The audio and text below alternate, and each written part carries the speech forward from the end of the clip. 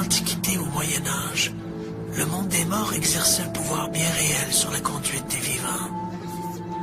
Dans les rites païens, il n'y avait souvent aucune distinction entre le monde des morts et celui des vivants. Au milieu du 19e siècle, les nuits agitées de deux Canadiennes vont relancer la ferveur pour la communication avec l'au-delà.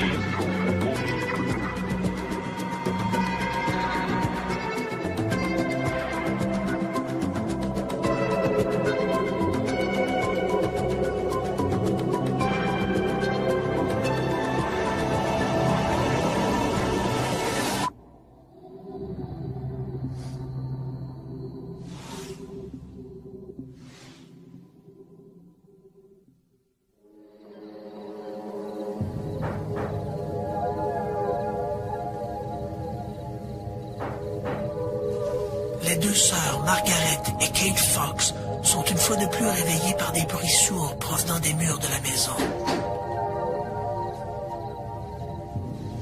Loin d'être effrayées par ces bruits qui les réveillent brusquement depuis quelque temps, les fillettes s'en amusent plutôt. Dans le but de communiquer avec cet esprit, Margaret frappe dans ses mains. Immédiatement, un même nombre de coups résonnent dans le mur d'en face. Les deux gamines cessent de rire. Leur jeu anodin prend soudain une tournure inquiétante. Quelqu'un vient pour la première fois d'établir un contact avec l'invisible. Le spiritisme est né.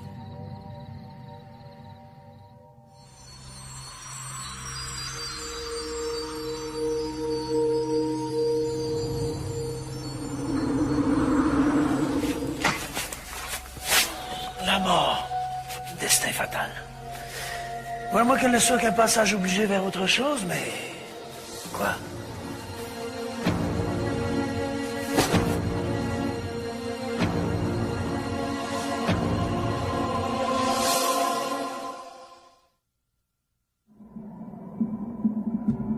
L'homme a toujours été obsédé par la perspective d'une vie après la mort. Et cette interrogation l'a amené à adhérer à toutes sortes de croyances peuplées de divinités, d'esprits ou de revenants. L'homme s'est toujours interrogé, y a-t-il une vie au-delà de la mort? Jusqu'à l'apparition du spiritisme au 19e siècle, toutes ces notions de survie de l'âme relevaient de la religion ou de croyances superstitieuses, alimentées par des récits plus ou moins vérifiables d'apparitions de fantômes. Les spectres peuplaient l'imaginaire, au même titre que les démons et autres esprits malveillants. Ce n'est pas un fait très connu, mais ce sont deux jeunes fermières canadiennes qui sont à l'origine du mouvement moderne du spiritisme. Le spiritisme existait avant, mais le mouvement moderne en tant que tel date de 1848. L'histoire implique deux jeunes femmes, Maggie et Kate Fox, âgées respectivement de 14 et de 11 ans, qui vivaient temporairement dans un petit cottage durant l'hiver 1848. Durant les 2 dernières semaines de mars, elles étaient régulièrement éveillées par des craquements qui semblaient provenir des murs de la maison. Il s'en est suivi une étrange communication. Par un code de coups frappés, l'impalpable visiteur explique qu'il est l'esprit d'un colporteur assassiné dans cette demeure. L'affaire s'ébruite et bientôt la maison de la famille Fox devient un objet de curiosité. C'est le début officiel du spiritisme. Ça a vraiment généré le premier grand, qu'est-ce qu'on pourrait dire, reportage médiatique, grand mouvement en Amérique du Nord, parce que tous les médias étaient là. Okay? La porte de cette petite maison de Hydesville pour essayer d'élucider ce qui se passait. Puis ils ont finalement trouvé le corps de quelqu'un assassiné dans les murs. Puis après ça, ils ont décidé que c'était son esprit qui était resté là. These two pubescent Ces deux petites fermières, nées sur une humble ferme ontarienne, qui n'avaient pas été aux États-Unis depuis 8 ou 9 mois, ont découvert quelque chose de fantastique. Elles ont découvert qu'en faisant des bruits et en expliquant ce qu'étaient ces bruits, elles pouvaient attirer l'attention du médecin, de l'avocat, de l'architecte et de toute leur communauté. Qu'elles pouvaient aller à Rochester non pas pour écouter un quelconque concert à l'opéra, mais pour être elles-mêmes les vedettes. Alors Cathy et Maggie Fox, ainsi que leur sœur Léa et leur frère Daniel, sont déménagés à New York, puis se sont mis à visiter les capitales du monde entier pour faire des spectacles au cours desquels elles faisaient des démonstrations illustrant comment elles pouvaient être en contact avec le monde des défunts. Du jour au lendemain, des gens se déclarent en communication avec les morts. On assiste à un engouement pour la communication avec l'au-delà. En présence de médiums, des coups étouffés font bouger les tables. Au début des années 1850, le phénomène du spiritisme s'est répandu en Europe et à l'époque, vivait en France un enseignant du nom de Hippolyte Rivail, qui était plutôt sceptique face à ces phénomènes, mais qui fut suffisamment intrigué pour décider d'enquêter par lui-même sur ces manifestations. Il ne croyait pas aux manifestations des esprits, mais après, disons, quelques expériences auprès des groupes médiumniques qui se rencontraient vraiment juste pour le plaisir, il a commencé à trouver ça assez intéressant, là, parce qu'il y avait des réponses. Par exemple, une jeune médium, encore ignorante, non scolarisée, qui pouvait répondre à une question de haut niveau, une des grandes questions de la vie, puis donner une réponse super cohérente et logique. Donc, là, pour lui, il se mettait à penser qu'il y avait autre chose. Parce qu'à chaque disons, réponse intelligente, il fallait avoir une source intelligente, puis pour lui, il constatait que ce n'était pas la médium qui donnait la réponse. Donc, c'est pour ça que ça créé un intérêt. Ainsi, convaincu de la réalité de la réincarnation par les informations qui lui étaient fournies durant les transes, Hippolyte Rivail, de son vrai nom, choisit le pseudonyme de Alain Kardec, se fondant sur sa conviction personnelle qu'il était à la fois une réincarnation d'un dénommé Alain et d'un dénommé Kardec.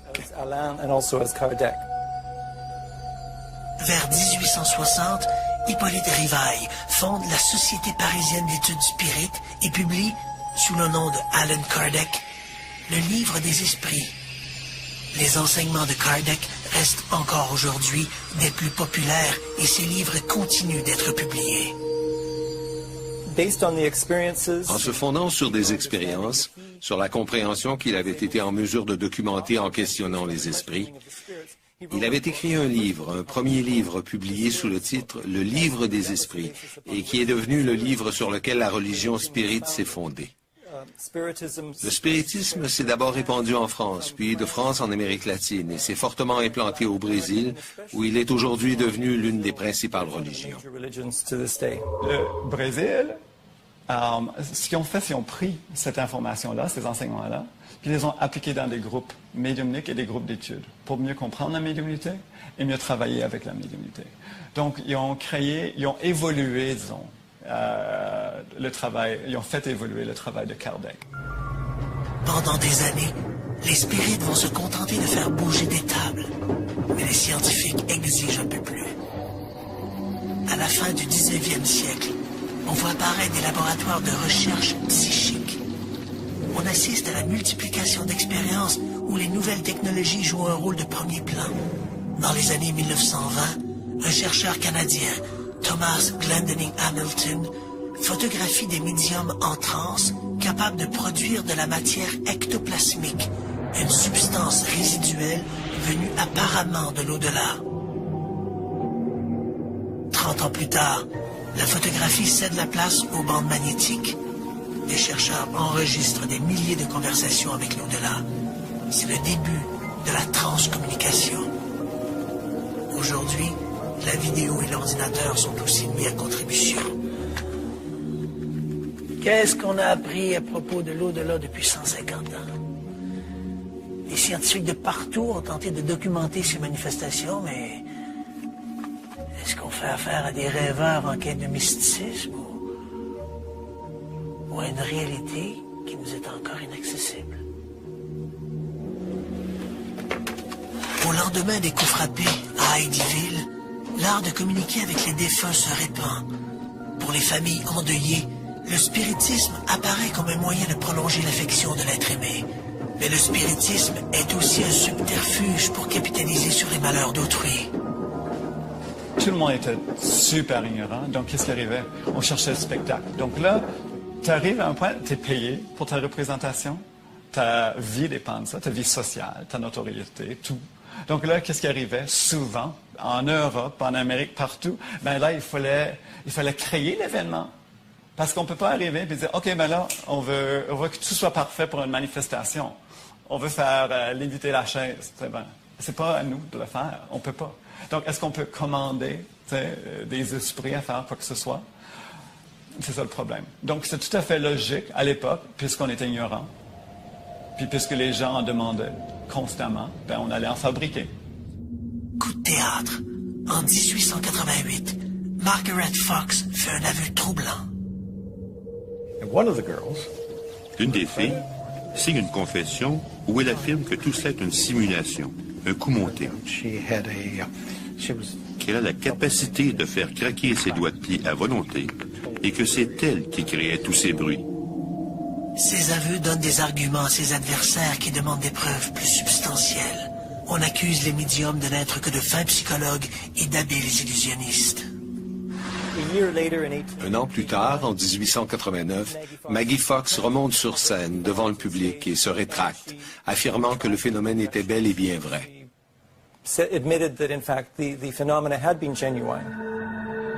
Un autre ennemi guette le spiritisme, le progrès. L'éclairage gagne lentement les grandes capitales du monde. Cette possibilité de faire instantanément la lumière dans les salons sombres des spirites met à jour un nombre considérable d'escrocs aux méthodes frauduleuses. Vers 1910, le spiritisme se retrouve dans le collimateur du célèbre Harry Houdini. Aussitôt que le phénomène du spiritisme commence à se répandre aux États-Unis, il attire sur lui l'attention des magiciens qui performent dans les foires. Au cours de la génération suivante, Harry Houdini s'est opposé fermement au phénomène des médiums. Il a parcouru les États-Unis pour faire la preuve que tous les médiums étaient des fraudeurs. Mais afin de discréditer les médiums, il a dû lui-même se résoudre à utiliser des procédés frauduleux. Houdini dénonce tous les trucs utilisés par les médiums pour arnaquer leurs clients. Il ajoute que les communications spirites ne contiennent que des banalités à la portée de n'importe quel fraudeur. Vraiment. Alors qu'en est-il de la spectaculaire séance de Eileen Garrett? Eileen Garrett est probablement le médium le plus connu du 20e siècle. Elle a toujours gardé un certain scepticisme face à ses dons et a toujours accepté de bonne grâce de se soumettre aux tests qu'ont voulu lui faire subir les chercheurs de la communauté scientifique. En 1930, une séance sera organisée pour tenter d'entrer en contact avec l'esprit de Sir Arthur Conan Doyle, décédé un peu plus tôt la même année. I am Lieutenant Carmichael Owen. I must do something about it. Mais à la surprise des gens présents, la communication ne s'est pas faite avec Sir Conan Doyle, mais avec un esprit qui prétendait être le défunt officier qui commandait le dirigeable britannique, le R-101. Un journaliste présent à la séance publie dès le lendemain un compte-rendu des propos du capitaine Irwin. Toutes les révélations de l'officier sur cette catastrophe qui a coûté la vie à 48 de ses 54 passagers sont scrupuleusement rapportées. La possibilité que Eileen Garrett ait pu être informée de ces détails avant la publication du rapport officiel est à peu près impossible. Dans le cas de l'information obtenue par Hélène Garrett lors de cette fameuse séance où le capitaine Carmichael du R101 s'est présenté, il était à peu près impossible que l'information fournie à la médium ait pu être connue des participants. Il faut bien comprendre que le dirigeable s'était écrasé 2 jours plus tôt dans le Beauvais, en France, et que l'information, même s'il y avait quand même une rumeur qui circulait déjà dans les rues de Londres que le R101 s'était écrasé, il n'y avait aucune information qui rapportait de quelle façon ça s'était produit, et encore moins qu'il pouvait y avoir des problèmes de structure dans la construction du R101, qui était responsable de sa chute. Donc, lorsque Hélène Garrett va raconter ça durant cette fameuse séance, tout le monde, lorsque l'information est rapportée le lendemain dans la presse, tous les gens sont un peu étonnés, qui plus est, même ceux qui travaillent sur l'enquête officielle du R101, et ces informations-là ne seront confirmées finalement par les experts en aéronautique que des mois après l'enquête, après que l'enquête soit terminée, donc après la fameuse séance d'Hélène Garrett.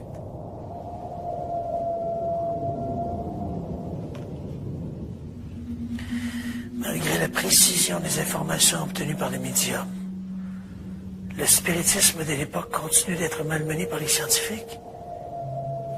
Ils veulent des preuves. Pressés par les scientifiques de produire une preuve matérielle de leur contact, plusieurs médiums, dont un certain Franek Kloski, vont réaliser des moulages faits de paraffine, cette cire utilisée dans la confection des bougies. L'idée consistait à avoir un bol de cire, de la paraffine légèrement chaude et un seau d'eau froide, en se disant que si ces esprits étaient réellement en mesure de se matérialiser et de faire sentir leur présence par des touchés sur les épaules, par exemple, ou par d'autres types de contacts physiques, ils devraient donc être en mesure de laisser des traces dans la cire.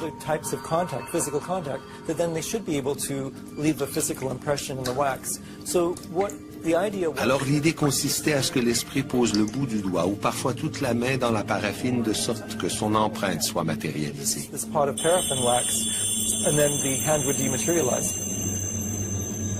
Une fois l'esprit retourné dans l'au-delà, il ne reste de son passage que ce moulage, sorte de gant fait d'une très mince couche de cire. Pour le protéger, les médiums doivent couler rapidement du plâtre à l'intérieur pour éviter que le moulage ne s'effrite. Certains de ces moulages présentent des détails étonnants. Ces moulages sont très curieux dans le sens où ils sont plus petits que des mains normales, mais ce sont des mains d'adultes et pas des mains d'enfants ou des mains de petites personnes. Donc ça pose beaucoup de questions quant aux techniques qui auraient été utilisées pour faire un trucage ou une falsification s'il y a eu trucage. Donc c'est très curieux et intriguant. Mais évidemment, vu le recul temporel qu'on a par rapport à ces indices, c'est très difficile d'en tirer une conclusion.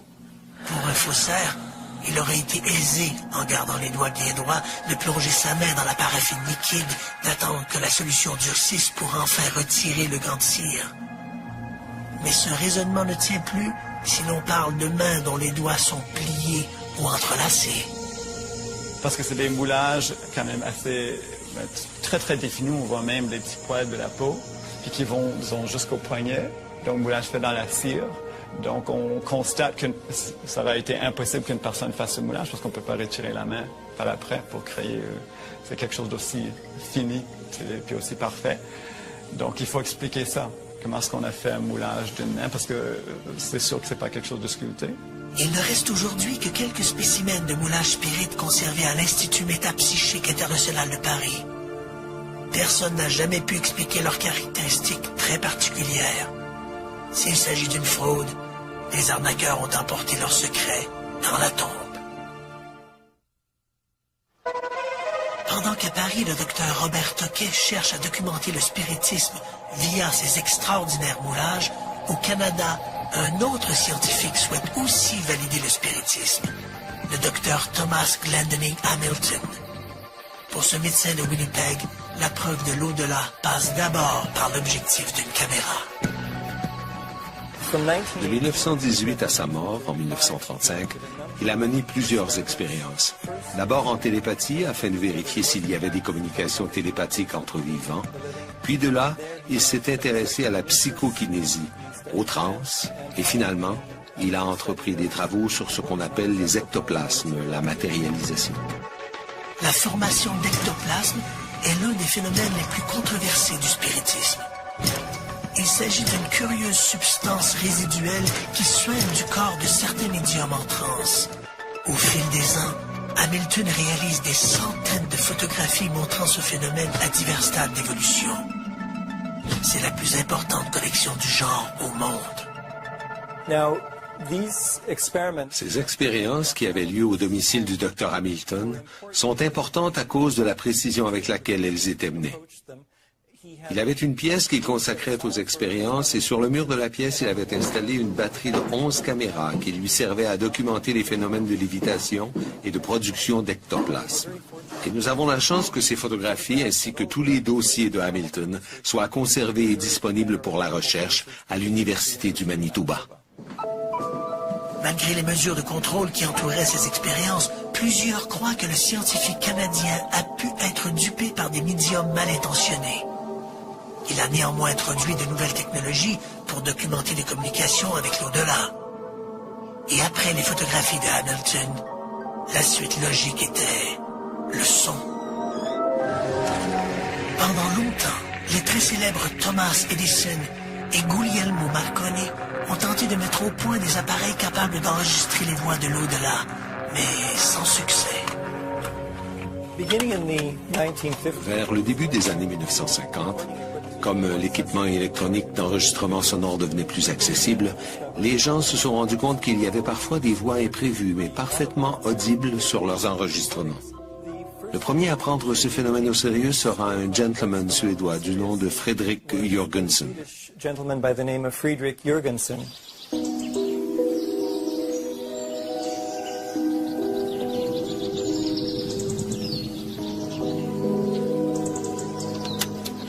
Un jour qu'il enregistrait des chants d'oiseaux près de sa maison, il eut la surprise, en écoutant son enregistrement, d'entendre des voix humaines.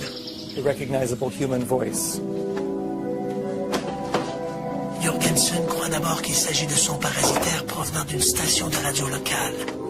Il recommence l'expérience et encore une fois, il capte des voix lointaines, dont l'une semble être celle de sa défunte mère.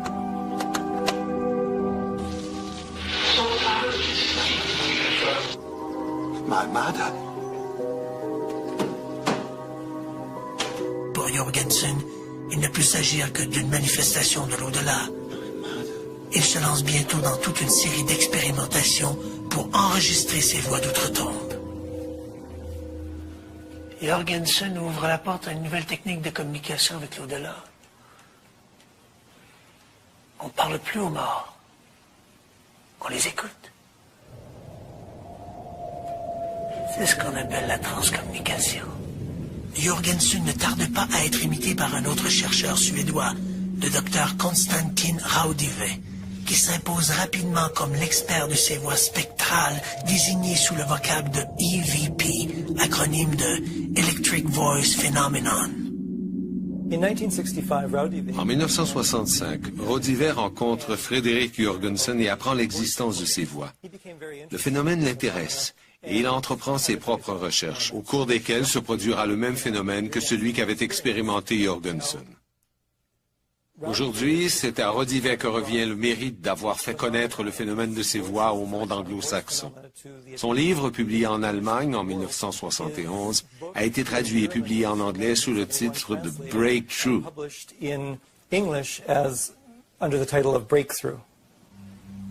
À sa mort en 1974, Raudive aura enregistré quelques 100 000 messages de l'au-delà. En 1970, un étudiant de l'Université de Cambridge en Angleterre, David Ellis, reçoit une bourse d'études pour enquêter sur les voix mystérieuses enregistrées par Konstantin Raudive. Dans son rapport, il écrit qu'une grande partie de ces enregistrements pourraient provenir de transmissions radio locales. Mais qu'en est-il des voix qui répondent directement aux questions posées par l'expérimentateur? Les caractéristiques qui ont convaincu les chercheurs que ces sons ne sont pas des signaux radio conventionnels, c'est que les voix dans ces enregistrements nomment directement le chercheur, qu'elles entretiennent un dialogue avec le chercheur, qu'elles disent des choses en rapport avec une situation précise. Ce ne sont pas des mots isolés. Ce sont des phrases courtes, oui, mais parfaitement cohérentes avec une situation précise. Alors, ça ne relève pas de simples signaux radio ordinaires. Hans Bender, un scientifique allemand, pionnier de la parapsychologie, a cru jusqu'à sa mort que ces voix étaient authentiques, mais ne les a jamais associées aux défunts.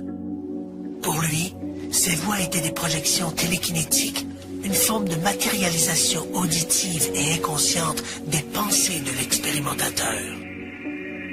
À l'audio s'ajoute ensuite la vidéo, et ici, la controverse est encore plus grande. Avec les progrès techniques que nous avons connus au cours des années 1970 et 80, certains chercheurs ont découvert qu'en braquant une caméra vidéo ou même une caméra Polaroid sur un écran de télé dont le syntonisateur est réglé sur un canal à mi-chemin entre celui de 2 diffuseurs, ils pouvaient filmer puis apercevoir des images relativement précises qui ressemblent à celles d'êtres humains. Là encore, comme dans le cas des enregistrements sonores, la question se pose. Qui sont-ils? Sont-ce des esprits qui essaient de communiquer? Dans le film Interférence, Michael Keaton interprète le rôle d'un architecte troublé par la mort de sa femme. Son obsession l'entraîne dans un univers étrange où, ultimement, grâce à la technique des EVP, il pourra reprendre contact avec sa tendre moitié, mais à quel prix? Beaucoup de cinéphiles ont découvert le phénomène des EVP à travers ce film. Pourtant, celui-ci continue d'être expérimenté et étudié par des groupes de chercheurs à travers le monde. Depuis les années 80, le père François Brune, un prêtre sulpicien français, se fait propagandiste de toute une série d'images dont plusieurs se sont révélées pour le moins douteuses. 2 images en particulier ont retenu l'attention des détracteurs de cette transcommunication. Le père François Brune est un père sulpicien qui a commencé à s'intéresser en fait à la transcommunication. Et puis déjà à ce moment-là, il y avait différents groupes en France qui étaient actifs dans le domaine, et en particulier le groupe du Luxembourg.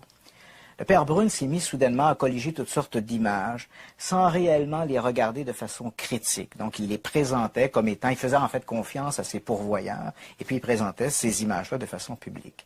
Et puis, il va arriver, on peut dire, le scandale de l'affaire Romy Schneider. Il présente en fait des images de la fameuse actrice autrichienne en disant, voici, Romy Schneider nous a contactés depuis l'au-delà et puis on voit des images.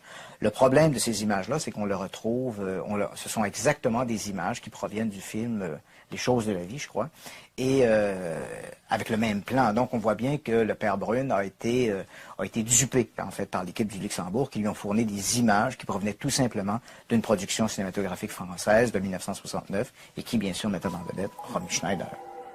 L'autre image est encore plus cocasse. Fournie encore une fois par le groupe du Luxembourg, cette seconde image montre une jeune baigneuse sortant de la mer. Lors de la présentation d'un reportage sur le père Brune, dans le cadre de l'émission Caméra 89, un résident de Charlevoix l'a reconnu.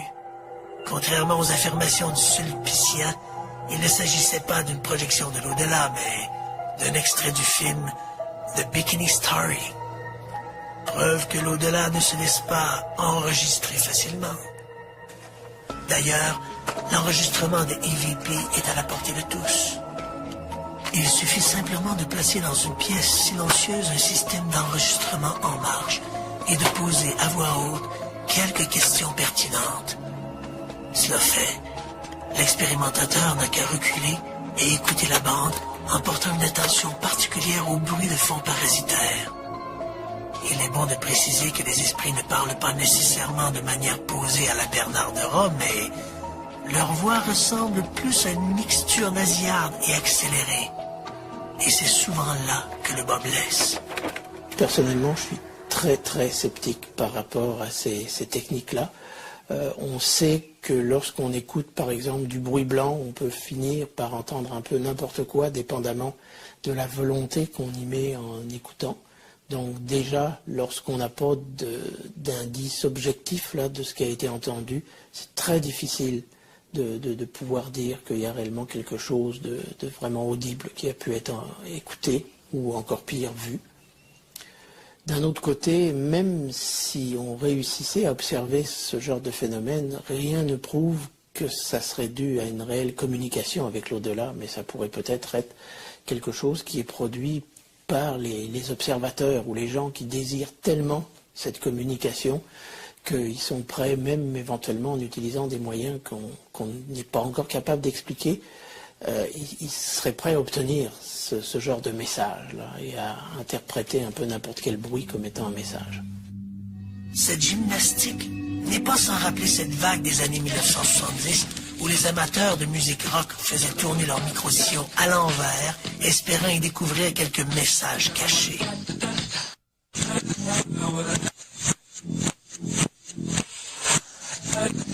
Ce qui pour la plupart des gens n'était qu'un charabia incompréhensible devenait pour ces amateurs d'occultisme des phrases à caractère ésotérique ou satanique.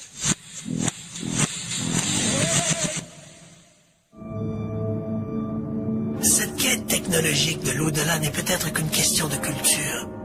Pour plus des 2/3 de la planète, cette question de la survie ne se pose plus. C'est une réalité spirituelle. La réincarnation. La réincarnation, c'est l'idée que lorsqu'une personne décède, son esprit ou son âme, après une période de temps relativement brève, renaît dans un autre être humain. Et au fur et à mesure que cet autre être humain se développe, cette personne peut, et en particulier durant la petite enfance, se rappeler de quelques faits de sa vie antérieure. Pour les scientifiques occidentaux, la croyance en la réincarnation se loge à la même enseigne que les tables tournantes et autres chimères occultes. Au 19e siècle, Allan Kardec propose une vision beaucoup moins mystique de ce phénomène de migration de l'âme. Selon lui, les hommes meurent et se réincarnent dans un autre corps dans une quête incessante pour l'amélioration de soi. Je dirais qu'il y a plusieurs concepts de réincarnation ou de résurrection dans plusieurs parties du monde. Il est difficile de comprendre le concept d'une âme qui part d'un corps et qui transite dans un autre corps. Par exemple, en Inde, nous sommes tentés de croire que la réincarnation est présente partout, mais ce n'est pas le cas. Si on entend par réincarnation la présence d'une âme qui passe d'un corps à l'autre. Dans le bouddhisme, par exemple, c'est impossible. Alors les bouddhistes ont beaucoup de difficultés à s'imaginer quel système leur permettrait de vivre leur vie multiple auquel ils croient. Alors ils appellent ça la renaissance ou plusieurs vies. En dépit de l'aura de mysticisme qui entoure cette croyance partagée par des millions d'adeptes de l'hindouisme et du bouddhisme, certains scientifiques n'ont pas hésité à en vérifier les prétentions. Le docteur Ian Stevenson de l'Université de Virginie est l'un d'entre eux. Ian Stevenson est un médecin d'origine canadienne, éduqué à Montréal et qui a travaillé durant plusieurs années au département de psychiatrie de l'Université de Virginie. À titre de parapsychologue, il est devenu célèbre pour ses études sur la réincarnation, plus précisément pour ses études des phénomènes de réincarnation rapportés par de jeunes enfants d'origine indienne. Stevenson a publié 20 cas suggérant le phénomène de réincarnation en 1966. Le scientifique canadien a surtout travaillé avec l'échantillonnage en Inde, donc des jeunes qui avaient des souvenirs spontanés de vie passée. Ce que Stevenson arrive comme conclusion, c'est qu'apparemment les âmes errantes jouissent d'un certain libre arbitre pour se finalement migrer d'un corps à un autre. Ce que Stevenson également a remarqué, c'est que le souvenir de vie antérieure était plus fréquent dans des groupes, et en particulier des groupes religieux, où l'on accepte la réincarnation comme étant une réalité. Par exemple, dans les pays du christianisme, où le christianisme est très présent, comme ici en Amérique du Nord, très peu de gens se rappellent des vies antérieures. Alors qu'en Inde, ou dans les pays où il y a une religion hindouiste, où là, la réincarnation fait partie du concept religieux, on retrouve de façon très régulière des gens qui ont ces souvenirs spontanés de vie antérieure. Le docteur Stevenson appuie ses conclusions sur des récits parfois déroutants. L'un de ces cas extraordinaires est celui de Jasbir Lal-Jat. L'affaire Jasbir Lal-Jat est présentée par Ian Stevenson comme étant l'un des meilleurs cas documentés qui semble supporter la réincarnation. L'histoire est la suivante. En 1954, le jeune Jasbir Ladjat meurt d'une maladie infectieuse. On l'envoie donc à la morgue, où il reste pendant quelques heures, puis l'enfant se met à respirer de nouveau. Donc on crie évidemment au miracle. Mais très rapidement, l'enfant commence à raconter qu'il n'est plus celui qu'il était. En fait, il soutient la réincarnation d'un enfant assassiné dans une vie antérieure, et puis il soutient qu'il venait du village de Vaidi et qu'il appartenait à une caste brahmanique, donc une caste plus élevée en Inde. Alors bon, évidemment, les parents du jeune Jasbir Ladjat mettent ça sur le dos de l'imagination de l'enfant. Et puis en 1957, une femme se présente au village, elle est de passage, et le jeune Jasbir Ladjat la reconnaît comme étant une de ses tantes dans sa vie antérieure. Questionnée, la femme reconnaît effectivement qu'elle avait un neveu qui est décédé, et elle reconnaît effectivement qu'à Vaidi, la caste qui prime, c'est la caste brahmanique. On amène le jeune Ladjat au village de Vaidi, où il reconnaît spontanément des gens du village comme étant ses oncles, ses tantes. On l'amène dans des lieux où il aurait vécu antérieurement. Et puis là, il peut décrire des objets qui sont placés dans des commodes ou dans des bureaux. Donc, tous ces détails vérifiés apparemment par Ian Stevenson lui font dire qu'il n'y a pas d'autre explication que la réincarnation pour justifier ces informations. Les révélations du jeune Jasbir Ladjat sur la vie quotidienne et sur l'existence de son possible prédécesseur éliminent, selon le docteur Stevenson, toute possibilité de mystification. Comme j'enseigne la philosophie, il m'est arrivé souvent de lire des articles qui référaient aux ouvrages de Ian Stevenson. Alors j'ai décidé d'approfondir moi-même certains de ces ouvrages. J'ai décidé de me concentrer sur un cas où Ian Stevenson lui-même avait été le premier enquêteur et qui est rapporté dans son livre « 20 cas suggérant le phénomène de réincarnation » et qui est le cas d'un jeune garçon, Imad El-Awar, et de ses souvenirs de sa vie antérieure. Stevenson lui-même s'est rendu dans la famille pour demander aux parents de quoi l'enfant se rappelait. Puis il s'est rendu avec la famille dans le village où l'enfant prétendait avoir vécu pour enquêter dans ce village et il y a trouvé plusieurs confirmations, du moins des confirmations présumées, du rapport original. Les conclusions de Stevenson ne font pas l'unanimité. Si on se penche sur les résultats de son étude, certains éléments manquent de précision pour corroborer ses propos. Ce que j'ai découvert, c'est que les tableaux des données fournis par le rapport, et il y en a 57, dont plusieurs ont été confirmés par son enquête, sont très différentes lorsqu'on les compare avec le texte. Ce qu'il a fait, c'est qu'il a pris les souvenirs de la vie antérieure de l'enfant, tels que rapportés par les parents, et il a adouci le matériel pour en faire quelque chose de vague. Puis il s'est rendu au village pour se rendre compte que même cette version édulcorée était inexacte. Alors il s'est dit qu'il pouvait prendre une personne différente. Ainsi, l'enfant, qui d'après le témoignage de ses parents affirmait que son nom était Mahmoud Bouhamzi, lorsqu'on regarde ce tableau, on retrouve simplement l'enfant parle du nom Mahmoud.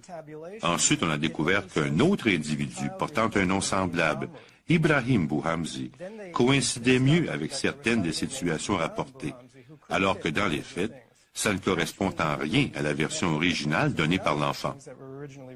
Le nom de Mahmoud, rapporté dans le tableau, devient simplement un nom mentionné par l'enfant. Et on souligne que Ibrahim Bouhamzi avait un oncle nommé Mahmoud, ce qui est en fait un prénom très commun. Alors, il ne prêtait aucune attention au volume d'informations possibles.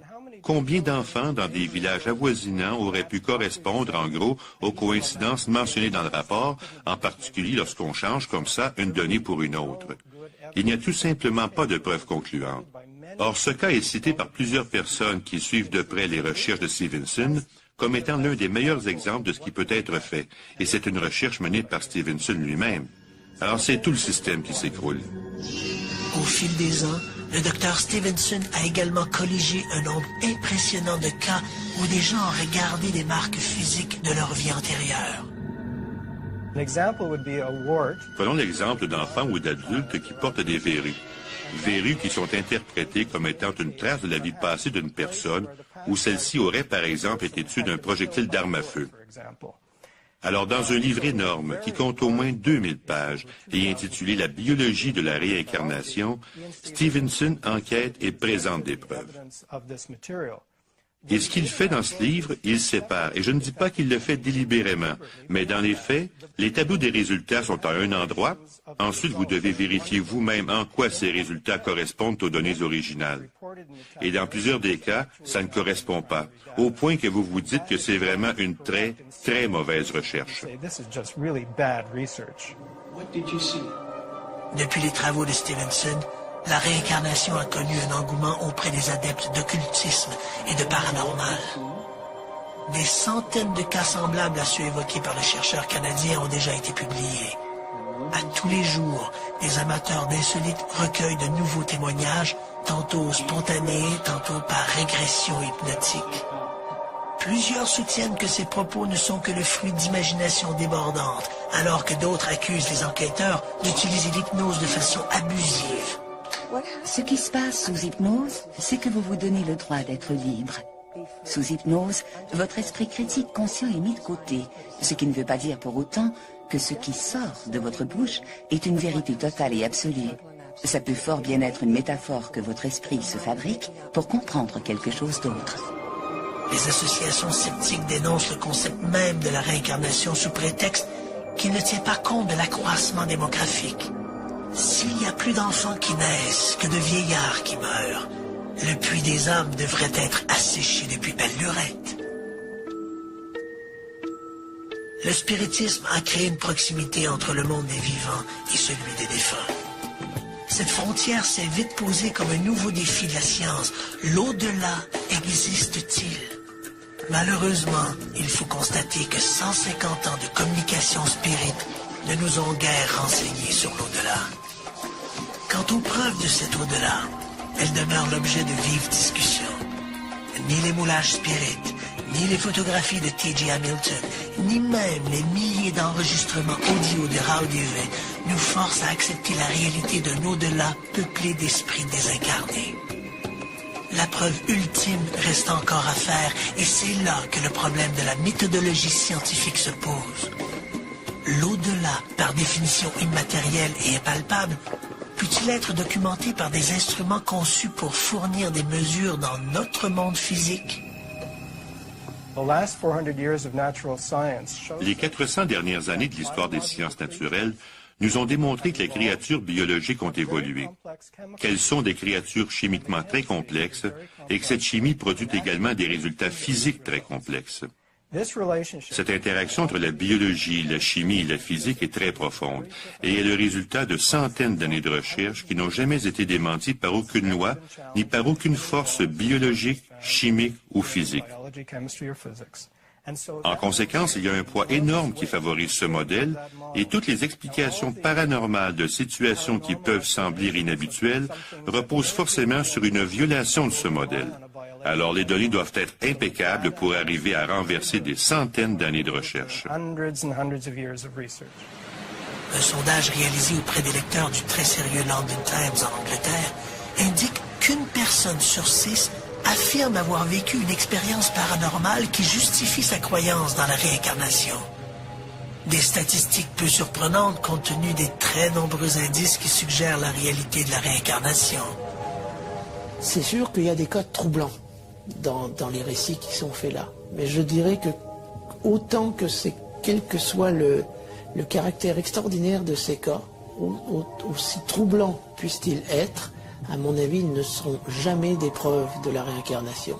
Parce qu'on trouvera toujours d'autres explications qui ont permis aux gens de construire leur récit ou d'aller chercher les informations qu'ils relatent dans leur récit, en particulier si on fait appel à d'autres facultés psy qu'on peut-être existent et qu'on peut observer par ailleurs, comme par exemple la possibilité de lire de l'information à distance ou là d'aller chercher de l'information dans le passé.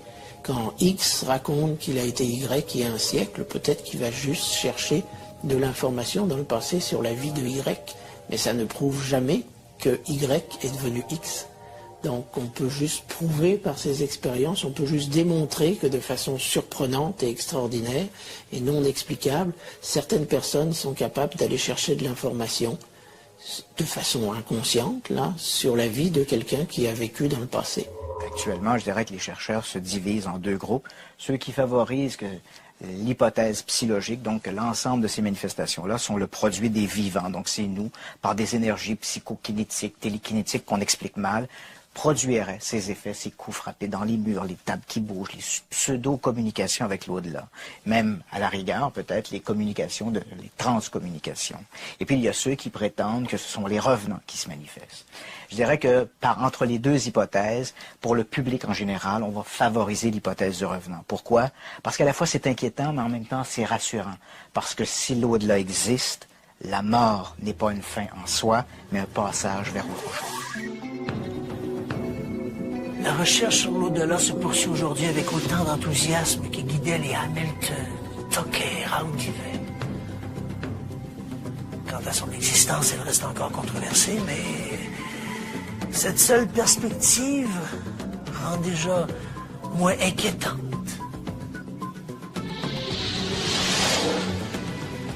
La mort.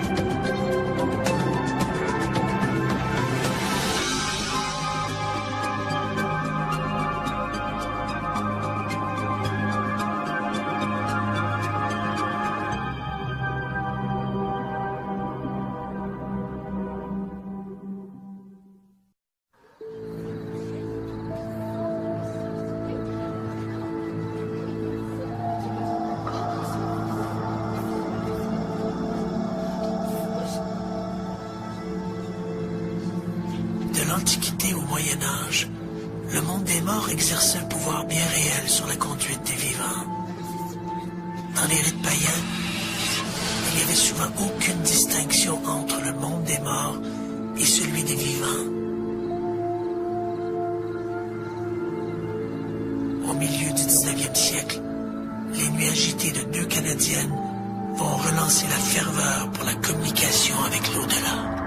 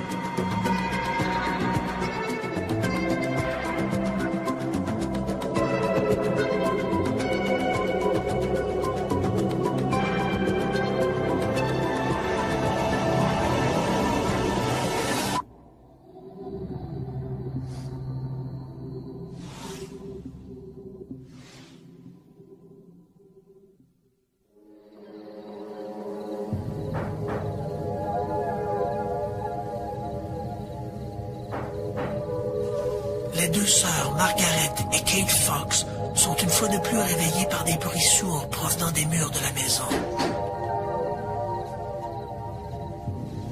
Loin d'être effrayées par ces bruits qui les réveillent brusquement depuis quelque temps, les fillettes s'en amusent plutôt. Dans le but de communiquer avec cet esprit, Margaret frappe dans ses mains. Immédiatement, un même nombre de coups résonnent dans le mur d'en face. Les deux gamines cessent de rire. Leur jeu anodin prend soudain une tournure inquiétante. Quelqu'un vient pour la première fois d'établir un contact avec l'invisible. Le spiritisme est né.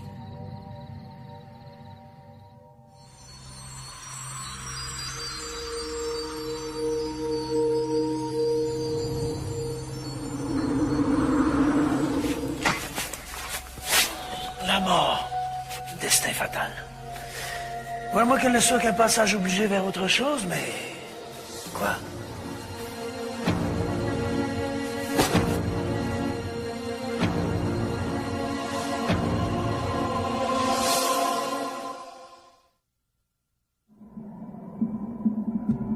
L'homme a toujours été obsédé par la perspective d'une vie après la mort. Et cette interrogation l'a amené à adhérer à toutes sortes de croyances peuplées de divinités, d'esprits ou de revenants. L'homme s'est toujours interrogé, y a-t-il une vie au-delà de la mort? Jusqu'à l'apparition du spiritisme au 19e siècle, toutes ces notions de survie de l'âme relevaient de la religion ou de croyances superstitieuses, alimentées par des récits plus ou moins vérifiables d'apparitions de fantômes. Les spectres peuplaient l'imaginaire, au même titre que les démons et autres esprits malveillants. Ce n'est pas un fait très connu, mais ce sont deux jeunes fermières canadiennes qui sont à l'origine du mouvement moderne du spiritisme. Le spiritisme existait avant, mais le mouvement moderne en tant que tel date de 1848. L'histoire implique deux jeunes femmes, Maggie et Kate Fox, âgées respectivement de 14 et de 11 ans, qui vivaient temporairement dans un petit cottage durant l'hiver 1848. Durant les 2 dernières semaines de mars, elles étaient régulièrement éveillées par des craquements qui semblaient provenir des murs de la maison. Il s'en est suivi une étrange communication. Dans un code de coups frappés, l'impalpable visiteur explique qu'il est l'esprit d'un colporteur assassiné dans cette demeure. L'affaire s'ébruite et bientôt la maison de la famille Fox devient un objet de curiosité. C'est le début officiel du spiritisme.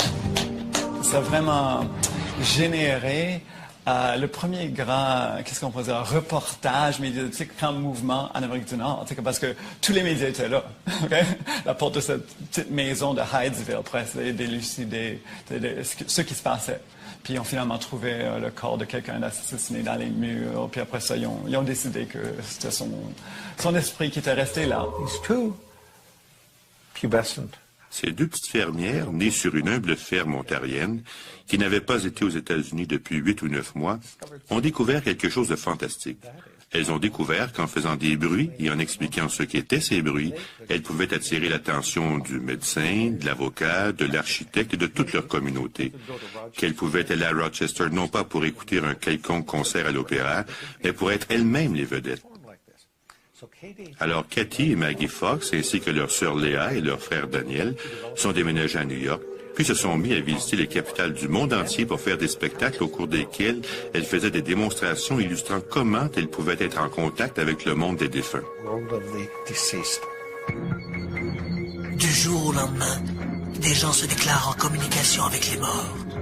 On assiste à un engouement pour la communication avec l'au-delà. En présence de médiums, des coups étouffés font bouger les tables.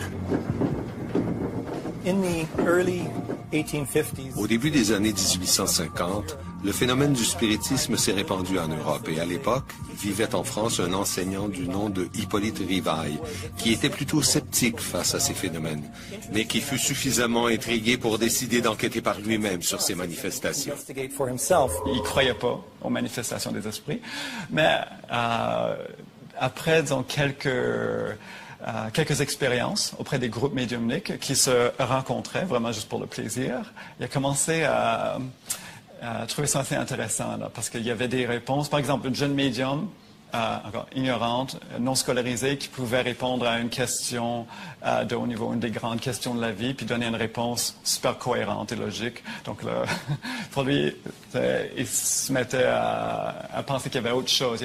Parce qu'à chaque disons, réponse intelligente, il fallait avoir une source intelligente, puis pour lui, il constatait que ce n'était pas la médium qui donnait la réponse. Donc, c'est pour ça que ça créé un intérêt. Ainsi, convaincu de la réalité de la réincarnation par les informations qui lui étaient fournies durant les transes, Hippolyte Rivail, de son vrai nom, choisit le pseudonyme de Alain Kardec, se fondant sur sa conviction personnelle qu'il était à la fois une réincarnation d'un dénommé Alain et d'un dénommé Kardec. Vers 1860, Hippolyte Rivail fonde la Société parisienne d'études spirites et publie, sous le nom de Allan Kardec, le livre des esprits. Les enseignements de Kardec restent encore aujourd'hui des plus populaires et ses livres continuent d'être publiés. En se fondant sur des expériences, sur la compréhension qu'il avait été en mesure de documenter en questionnant les esprits, il avait écrit un livre, un premier livre publié sous le titre « Le livre des esprits » et qui est devenu le livre sur lequel la religion spirite s'est fondée. Le spiritisme s'est d'abord répandu en France, puis de France en Amérique latine et s'est fortement implanté au Brésil, où il est aujourd'hui devenu l'une des principales religions. Le Brésil, ce qu'ils ont fait, c'est qu'ils ont pris cette information-là, ces enseignements-là, puis ils les ont appliqués dans des groupes médiumniques et des groupes d'études pour mieux comprendre la médiumnité et mieux travailler avec la médiumnité. Donc, ils ont évolué, disons, le travail, ils ont fait évoluer le travail de Kardec. Pendant des années, les spirites vont se contenter de faire bouger des tables, mais les scientifiques exigent un peu plus. À la fin du 19e siècle, on voit apparaître des laboratoires de recherche psychique. On assiste à la multiplication d'expériences où les nouvelles technologies jouent un rôle de premier plan. Dans les années 1920, un chercheur canadien, Thomas Glendinning Hamilton, photographie des médiums en transe capables de produire de la matière ectoplasmique, une substance résiduelle venue apparemment de l'au-delà. 30 ans plus tard, la photographie cède la place aux bandes magnétiques.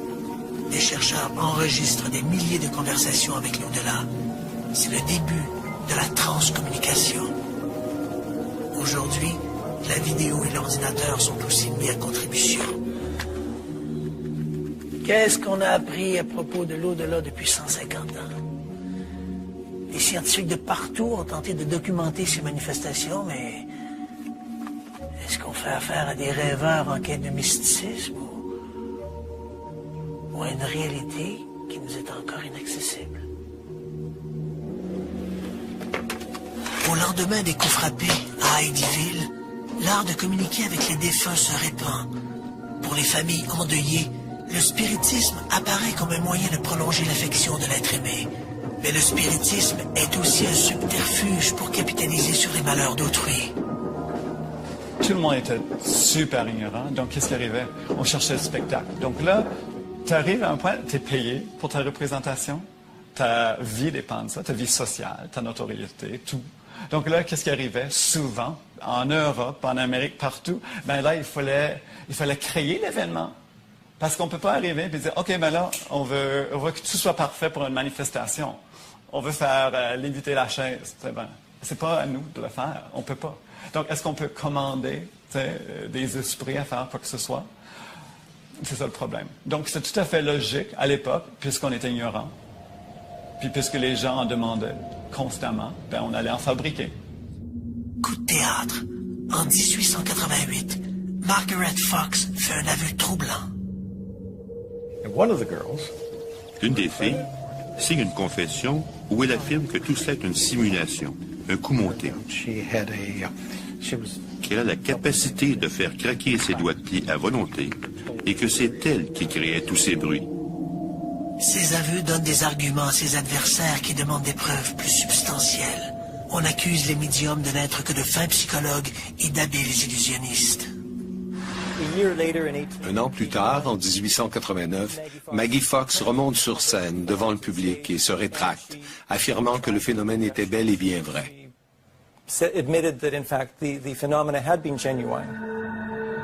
Un autre ennemi guette le spiritisme, le progrès. L'éclairage gagne lentement les grandes capitales du monde. Cette possibilité de faire instantanément la lumière dans les salons sombres des spirites met à jour un nombre considérable d'escrocs aux méthodes frauduleuses. Vers 1910, le spiritisme se retrouve dans le collimateur du célèbre Harry Houdini. Aussitôt que le phénomène du spiritisme commence à se répandre aux États-Unis, il attire sur lui l'attention des magiciens qui performent dans les foires. Au cours de la génération suivante, Harry Houdini s'est opposé fermement au phénomène des médiums. Il a parcouru les États-Unis pour faire la preuve que tous les médiums étaient des fraudeurs.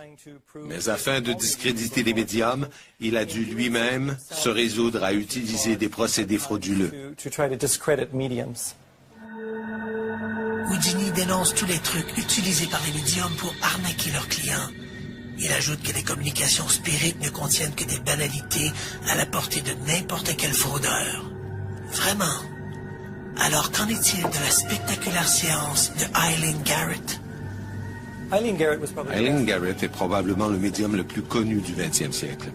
Elle a toujours gardé un certain scepticisme face à ses dons et a toujours accepté de bonne grâce de se soumettre aux tests qu'ont voulu lui faire subir les chercheurs de la communauté scientifique.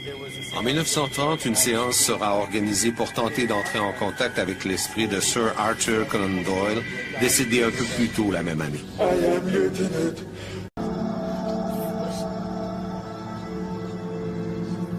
De l'Antiquité au Moyen Âge, le monde des morts exerçait un pouvoir bien réel sur la conduite des vivants. Dans les rites païens, il n'y avait souvent aucune distinction entre le monde des morts et celui des vivants. Au milieu du 19e siècle, les nuits agitées de deux Canadiennes vont relancer la ferveur pour la communication avec l'au-delà.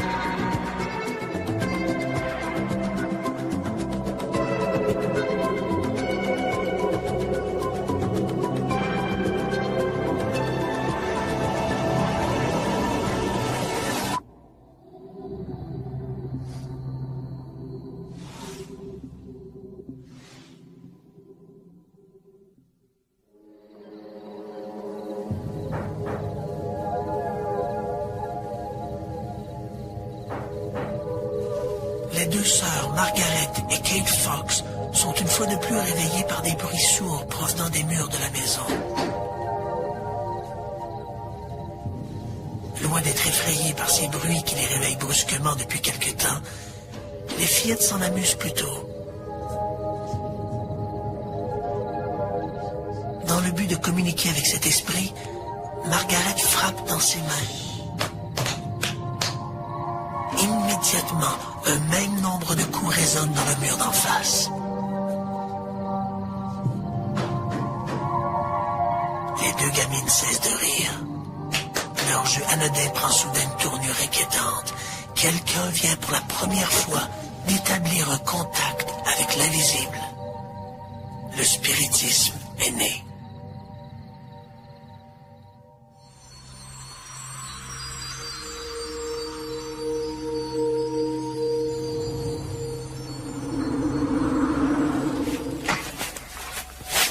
La mort. Destin fatal. Moi qu'elle ne soit qu'un passage obligé vers autre chose, mais... Quoi?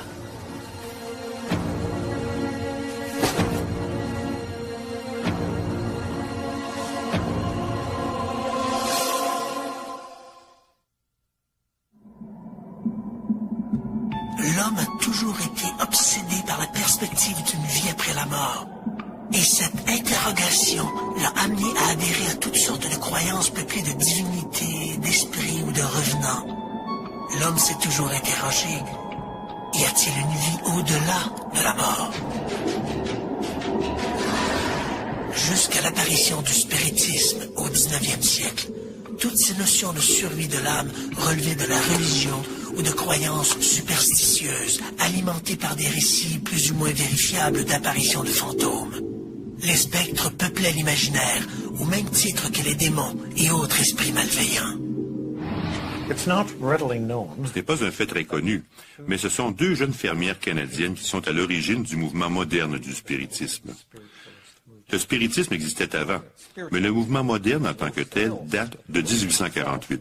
1848. L'histoire implique deux jeunes femmes, Maggie et Kate Fox, âgées respectivement de 14 et de 11 ans, qui vivaient temporairement dans un petit cottage durant l'hiver 1848. Durant les 2 dernières semaines de mars, elles étaient régulièrement éveillées par des craquements qui semblaient provenir des murs de la maison. Il s'en est suivi une étrange communication. Par un code de coup frappé, l'impalpable visiteur explique qu'il est l'esprit d'un colporteur assassiné dans cette demeure. L'affaire s'ébruite et bientôt la maison de la famille Fox devient un objet de curiosité. C'est le début officiel du spiritisme. Ça a vraiment généré le premier grand, qu'est-ce qu'on peut dire, reportage médiatique en mouvement en Amérique du Nord, parce que tous les médias étaient là. Okay? La porte de cette petite maison de Hydesville pour essayer d'élucider ce qui se passait.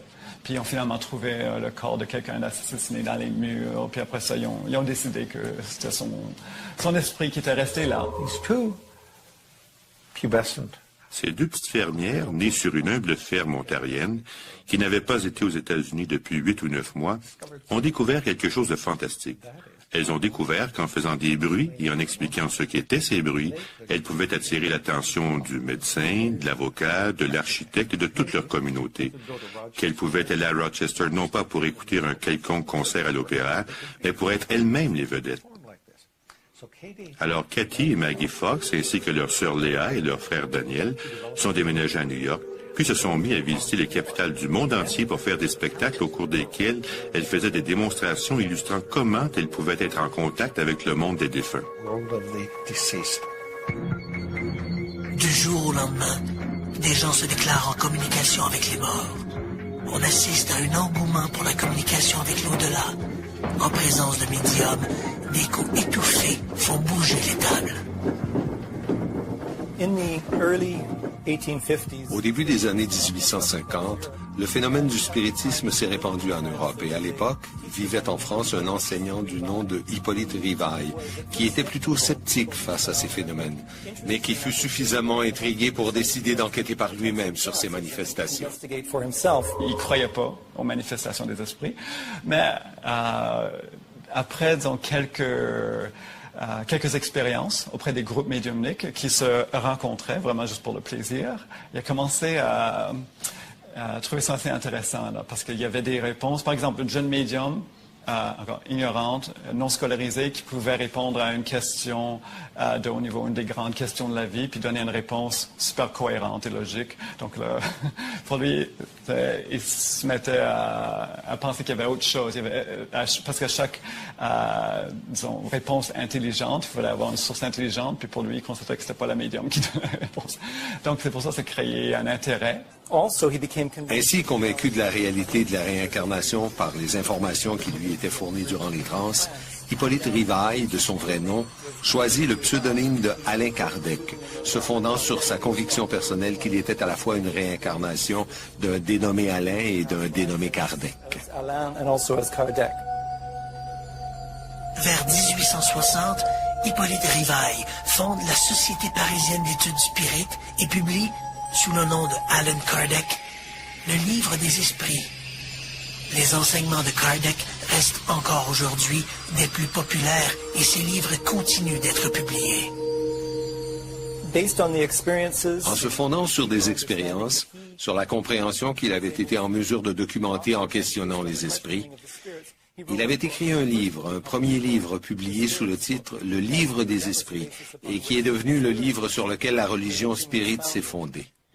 Le spiritisme s'est d'abord répandu en France, puis de France en Amérique latine, et s'est fortement implanté au Brésil, où il est aujourd'hui devenu l'une des principales religions. Le Brésil, ce qu'ils ont fait, c'est qu'ils ont pris cette information-là, ces enseignements-là, puis ils les ont appliqués dans des groupes médiumniques et des groupes d'études, pour mieux comprendre la médiumnité et mieux travailler avec la médiumnité.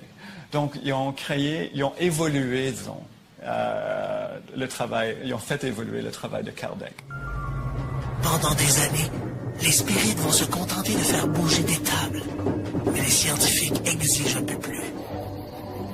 À la fin du 19e siècle, on voit apparaître des laboratoires de recherche psychique.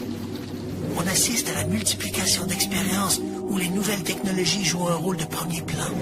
Dans les années 1920, un chercheur canadien, Thomas Glendinning Hamilton, photographie des médiums en transe capables de produire de la matière ectoplasmique, une substance résiduelle venue apparemment de l'au-delà. 30 ans plus tard, la photographie cède la place aux bandes magnétiques. Les chercheurs enregistrent des milliers de conversations avec l'au-delà. C'est le début de la transcommunication. Aujourd'hui, la vidéo et l'ordinateur sont aussi mis à contribution. Qu'est-ce qu'on a appris à propos de l'au-delà depuis 150 ans? Les scientifiques de partout ont tenté de documenter ces manifestations, mais est-ce qu'on fait affaire à des rêveurs en quête de mysticisme ou à une réalité qui nous est encore inaccessible? Au lendemain des coups frappés à Heidyville, l'art de communiquer avec les défunts se répand. Pour les familles endeuillées, le spiritisme apparaît comme un moyen de prolonger l'affection de l'être aimé. Mais le spiritisme est aussi un subterfuge pour capitaliser sur les malheurs d'autrui. Tout le monde était super ignorant, donc qu'est-ce qui arrivait? On cherchait le spectacle. Donc là, tu arrives à un point, tu es payé pour ta représentation, ta vie dépend de ça, ta vie sociale, ta notoriété, tout. Donc là, qu'est-ce qui arrivait? Souvent, en Europe, en Amérique, partout, ben là, il fallait créer l'événement. Parce qu'on ne peut pas arriver et dire, OK, ben là, on veut que tout soit parfait pour une manifestation. On veut faire léviter la chaise. C'est pas à nous de le faire. On ne peut pas. Donc, est-ce qu'on peut commander des esprits à faire quoi que ce soit? C'est ça le problème. Donc, c'est tout à fait logique à l'époque, puisqu'on était ignorant. Puis puisque les gens en demandaient constamment, ben on allait en fabriquer. Coup de théâtre. En 1888, Margaret Fox fait un aveu troublant. L'une des filles signe une confession où elle affirme que tout cela est une simulation, un coup monté.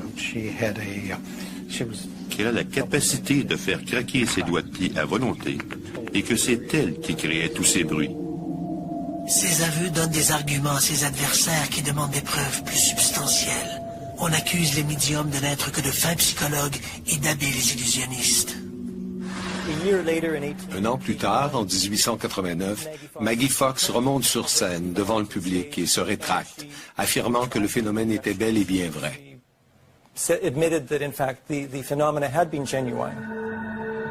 Un autre ennemi guette le spiritisme, le progrès. L'éclairage gagne lentement les grandes capitales du monde. Cette possibilité de faire instantanément la lumière dans les salons sombres des spirites met à jour un nombre considérable d'escrocs aux méthodes frauduleuses. Vers 1910, le spiritisme se retrouve dans le collimateur du célèbre Harry Houdini. Aussitôt que le phénomène du spiritisme commence à se répandre aux États-Unis, il attire sur lui l'attention des magiciens qui performent dans les foires. Au cours de la génération suivante, Harry Houdini s'est opposé fermement au phénomène des médiums. Il a parcouru les États-Unis pour faire la preuve que tous les médiums étaient des fraudeurs. Mais afin de discréditer les médiums, il a dû lui-même se résoudre à utiliser des procédés frauduleux. Houdini dénonce tous les trucs utilisés par les médiums pour arnaquer leurs clients. Il ajoute que les communications spirites ne contiennent que des banalités à la portée de n'importe quel fraudeur. Vraiment. Alors qu'en est-il de la spectaculaire séance de Eileen Garrett?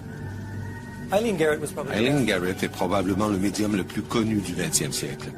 Elle a toujours gardé un certain scepticisme face à ses dons et a toujours accepté de bonne grâce de se soumettre aux tests qu'ont voulu lui faire subir les chercheurs de la communauté scientifique.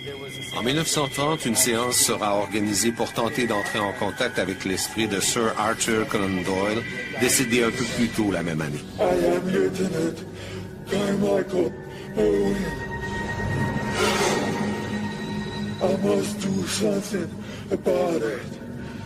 Mais à la surprise des gens présents, la communication ne s'est pas faite avec Sir Conan Doyle, mais avec un esprit qui prétendait être le défunt officier qui commandait le dirigeable britannique, le R-101. Un journaliste présent à la séance publie dès le lendemain un compte-rendu des propos du capitaine Irwin. Toutes les révélations de l'officier sur cette catastrophe qui a coûté la vie à 48 de ses 54 passagers sont scrupuleusement rapportées. La possibilité que Eileen Garrett ait pu être informée de ces détails avant la publication du rapport officiel est à peu près impossible. Dans le cas de l'information obtenue par Eileen Garrett lors de cette fameuse séance où le capitaine Carmichael du R-101 s'est présenté, il est à peu près impossible que l'information fournie à la médium ait pu être connue des participants. Il faut bien comprendre que le dirigeable s'était écrasé 2 jours plus tôt dans le Beauvais, en France, et que l'information, même s'il y avait quand même une rumeur qui circulait déjà dans les rues de Londres que le R-101 s'était écrasé, il n'y avait aucune information qui rapportait de quelle façon ça s'était produit, et encore moins qu'il pouvait y avoir des problèmes de structure dans la construction du R-101, qui était responsable de sa chute. Donc, lorsque Eileen Garrett va raconter ça durant cette fameuse